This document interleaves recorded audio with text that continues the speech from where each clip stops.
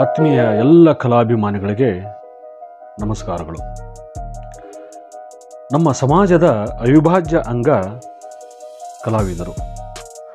ಈ ಕಲಾವಿದರು ತಾವು ಜೀವಿಸುವ ಭೌಗೋಳಿಕ ಹಾಗೂ ಲೌಕಿಕ ಸಂಬಂಧಗಳನ್ನು ಮತ್ತು ಸಮಕಾಲೀನ ಸಾಮಾಜಿಕ ನಿಲುವನ್ನು ತಮ್ಮ ಕಲೆಯ ಮೂಲಕವೇ ಅಭಿವ್ಯಕ್ತಿಗೊಳಿಸ್ತಾ ಇರ್ತಾರೆ.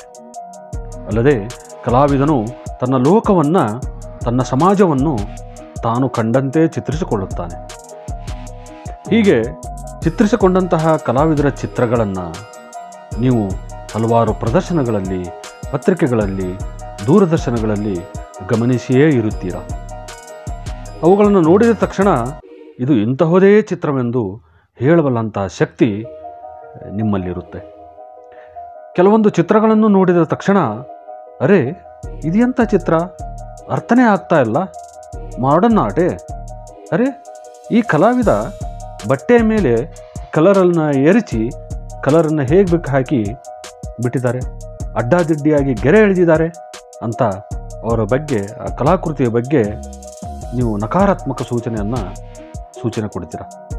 ಸಿಲ್ಲಿಯಾಗಿ ಅಥವಾ ಸೀರಿಯಸ್ ಆಗಿ ಕಲಾವಿದರನ್ನು ಪ್ರಶ್ನಿಸುತ್ತೀರ.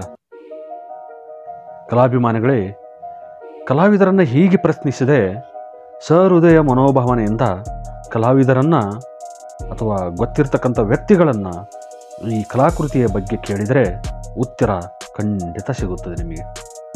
ಅಥವಾ ನೀವೇ ಆ ಚಿತ್ರವನ್ನು ತಾಳ್ಮೆಯಿಂದ ಎಲ್ಲ ಕೋನಗಳಿಂದ ಒಂದು ಬಾರಿ ಅಲ್ಲ 10 ಬಾರಿ ವೀಕ್ಷಿಸಿ. ಆಗ ಕಲಾವಿದನ ಮನಸ್ಸಿನ ಭಾವನೆಗಳು ಹೇಗೆ ಆ ಚಿತ್ರದಲ್ಲಿ ಒಳಗೊಂಡಿರುತ್ತವೆ ಹಾಗೂ ಆ ಚಿತ್ರದ ವಸ್ತು ಸ್ಥಿತಿ ಏನು ಎಂಬುದು ಖಂಡಿತ ನಿಮಗೆ ತಿಳಿಯುತ್ತದೆ. ಕಲಾಭಿಮಾನಿಗಳೇ, ಕಲೆಯಷ್ಟೇ ಕಲೆಯನ್ನು ನೋಡುವ ಕಣ್ಣು ಬಹಳ ಮುಖ್ಯವಾಗಿರುತ್ತದೆ. ನಮಸ್ಕಾರಗಳು.